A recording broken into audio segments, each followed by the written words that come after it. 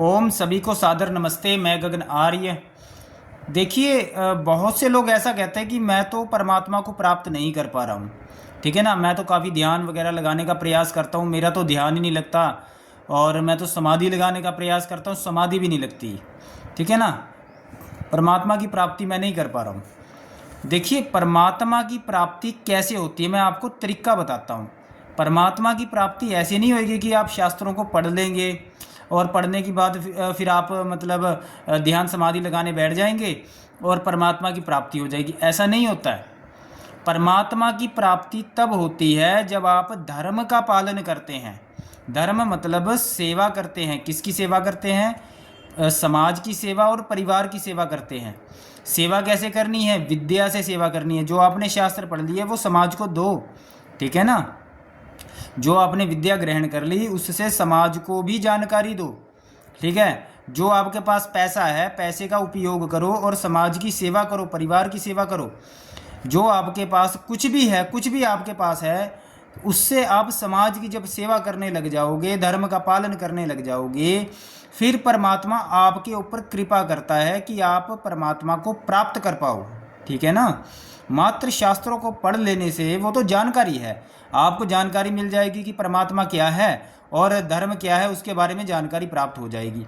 लेकिन क्या आपने उसको जीवन में किया? क्या आपने परमात्मा की जो आज्ञा है, क्या उसका पालन किया?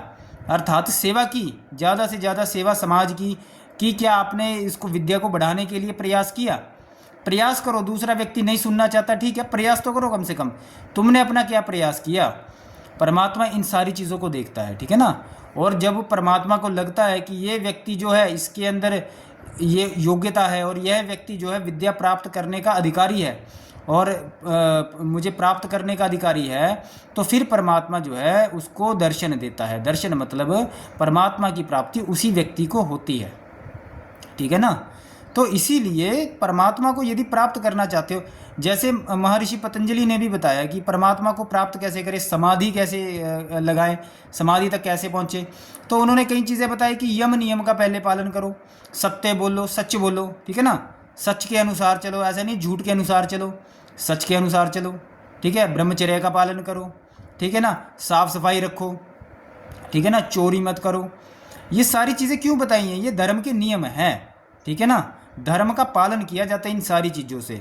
ठीक है। तो जब आप ये सारी चीज़ें करने लग जाते हो, ठीक है ना, सारे काम आप ये करने लग जाते हो, समाज की सेवा करने लग जाते हो, तो उससे क्या होता है? फिर परमात्मा की प्राप्ति आपको होगी।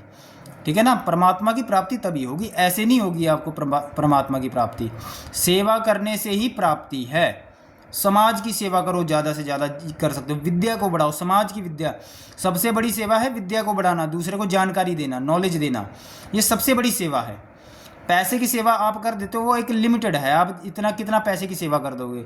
ज़्यादा से ज़्यादा कितना कर दोगे? जितना आपके पास धन होगा उतना कर दोगे। ठीक है ना। लेकिन और पैसे की ज़रूरत तो हर व्यक्ति को है। तो इसीलिए पैसे से सेवा करना सभी के लिए मतलब एक तरह से ज़रूरी नहीं होता कि भी सभी उस धन के द्वारा सेवा कर पाएँ। तो सेवा किससे की जा सकती है? ज़्यादा से ज़्यादा विद्या से। आप दूसरों को विद्या दे। कौन सी विद्या? परमात्मा की विद्या, धर्म की विद्या, वैदिक विद्या। ठीक है ना। ज़्यादा से ज़्यादा लोगों को सत्य बताएं, सच बताएं कि सच्चाई क्या है। भाई जानो इस चीज़ को। आपको यदि दुखों से छुटकारा प्राप्त करना है तो परमात्मा और धर्म के विषय में जानने, उनको बताएं। आयुर्वेद के बारे में बताएं। ठीक है ना। धर्म के बारे में बताएं, परमात्मा के बारे में बताएं कि परमात्मा कैसे हमारे घर की समस्याओं को ठीक रखता है, कैसे हम अपने दुखों को, जो हमारे आध्यात्मिक और भौतिक दुख हैं, उनको दूर करता है। ठीक है ना। तो ऐसे ही हम क्या कर सकते हैं? परमात्मा को प्राप्त कर पाते हैं। जितनी आप करोगे सेवा, उतना ज़्यादा परमात्मा जो है वह की प्राप्ति बड़ी जल्दी होगी। आपको बड़ी जल्दी आपको परमात्मा की प्राप्ति होगी, जितना आप ईमानदारी से समाज के लिए लग जाओगे। ठीक है ना। तो इसके लिए आपको क्या करना है? धर्म का पालन करना है, परमात्मा की आज्ञा का पालन करना है, समाज की सेवा करनी है, तो परमात्मा की प्राप्ति है। ठीक है ना।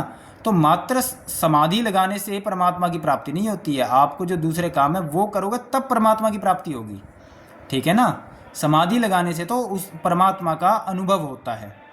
समाधि लगाने से परमात्मा का अनुभव होता है और ज़्यादा विद्या बढ़ती है ठीक है ना। उपासना करते हैं, साथ में हम बैठते हैं परमात्मा के, हमें कोई समाधान चाहिए, कुछ जानकारी चाहिए, तो वह परमात्मा हमको देता है, ठीक है ना।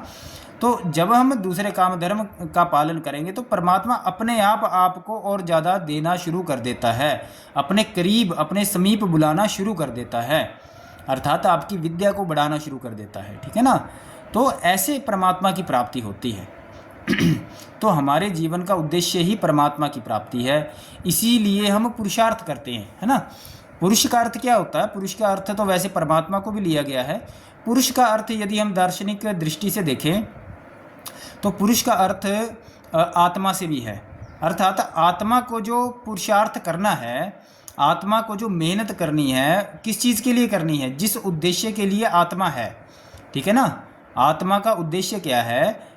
परमात्मा की प्राप्ति करना। और परमात्मा की प्राप्ति करने से क्या होगा? हमें 4 तरह की चीज़ें प्राप्त हो जाएंगी, धर्म, अर्थ, काम और मोक्ष।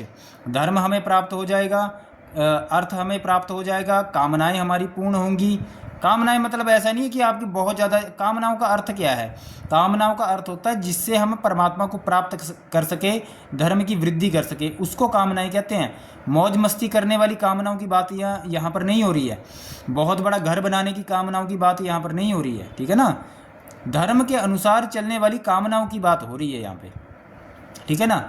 और मोक्ष, मुक्ति और मोक्ष प्राप्त होता है, बहुत और भी कई चीज़ें प्राप्त होती है। मुख्य रूप से 4 चीज़ें ये बताई गई हैं।